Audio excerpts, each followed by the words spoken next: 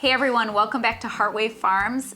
It's February. It is. And that means we're gonna talk about all things fermented. And yeah, we're excited to participate in something cool coming up. Yeah, so we, along with 22 other channels, are doing a collaboration along with the Fermented Homestead, who's coordinating the whole thing.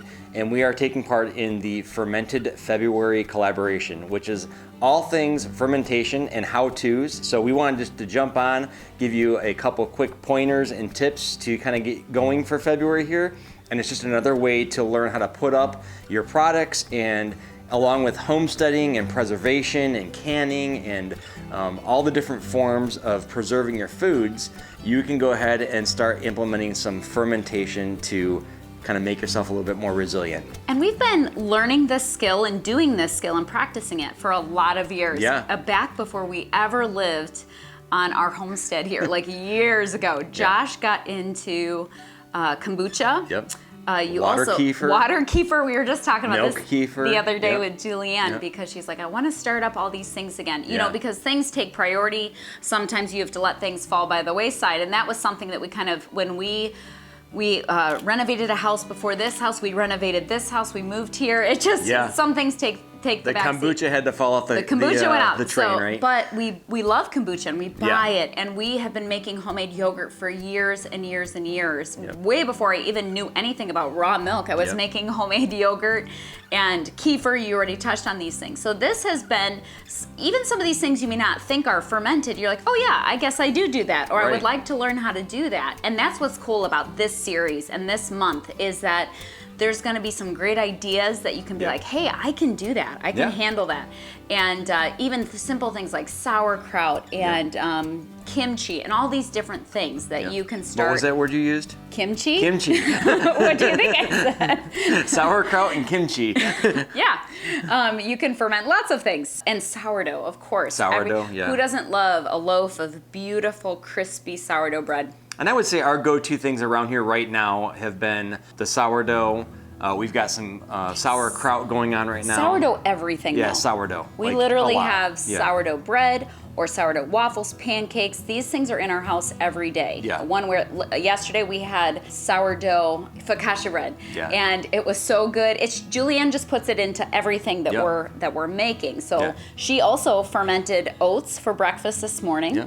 I'm trying to think what else. So There's a lot yogurt, of things, we just made yogurt over the last few days. So it definitely gets incorporated into our daily lives here. In this upcoming month, we are doing 2 different recipes. We're going to be doing a pico that's fermented, and Julianne is going to be going over some how-tos on fermentation for sourdough. Yeah, sourdough, cinnamon raisin, and we bagels. also wanted just to throw out a couple tools that we have that made this a lot easier to jump into in getting started with your fermentation process. And we use the Mason Tops Complete Kit.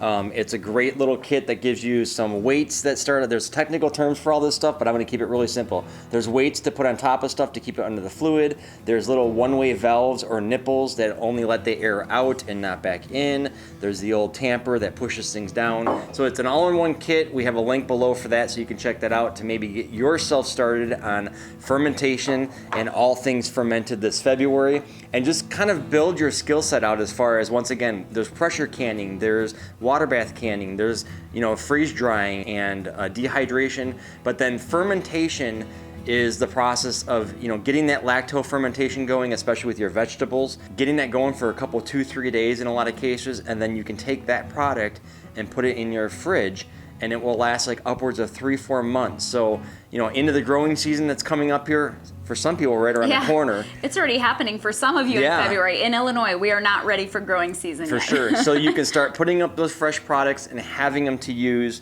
in the months ahead, so that when they're not fresh on your table, you still have some that you can dip into. So if you have been following us for any period of time, you know that we like to make our own homemade breads in all areas. Yeah. But one of the perks of using a sourdough bread is digestibility. And this is kind of a big deal right now for a lot of people who are sensitive to gluten. Yeah. And if you're dealing with that, maybe try this whole route of sourdough and see if your system can handle that. And that's the beauty of fermentation when it comes to grains. It makes it so digestible.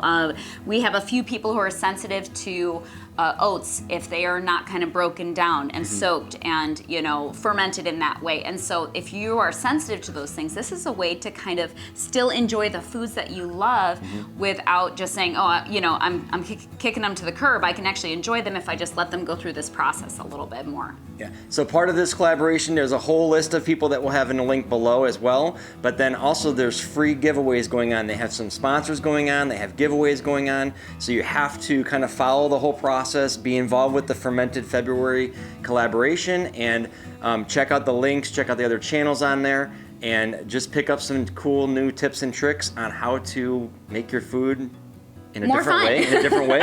And it's always great to get to know other people, other channels, see what they're up to. We love the community that we're a part of here, and we just know you guys are going to appreciate it as much as we do. Definitely head over to the Fermented Homestead, who is hosting this whole thing and putting it all together. We appreciate that very much. And yeah, I'm excited about it. I'm excited to learn new things as well. All right, so if you're new here, go ahead and make sure you hit that subscribe button and follow all the links below to be part of the Fermented February, and we hope that you guys enjoy the content coming up.